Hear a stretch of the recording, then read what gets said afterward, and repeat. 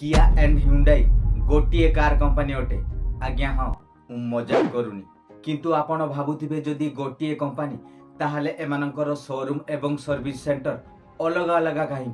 दोस्तों असल एही दुईटी ब्रांड Hyundai मोटर ग्रुप अधीन आसी थाए, कारण जेतेबेले किया 2019 मसीह इंडियन मार्केट रे प्रवेश करिथिला सेतेबेले तार मूल कंपनी Hyundai भारतर लक्षाधिक ग्राहकों डाटा जानी सारिथिला। एथिरु से बुझीगला जे भारतीय बजार रे फुल फीचर्स थिबा एसयूवी रो ट्रेंड आसुची। एही खाली स्थान को पूरण करिबा पई से तार प्रथम कार किया सेल्टोस को लॉन्च कला, जहां बजेट फ्रेंडली एवं हाई क्लास टेक्नोलॉजी सहित Hyundai रो सबुठु सफल कार क्रेटा रो प्लेटफॉर्म एवं इंजिन को मध्य व्यवहार करिथिला।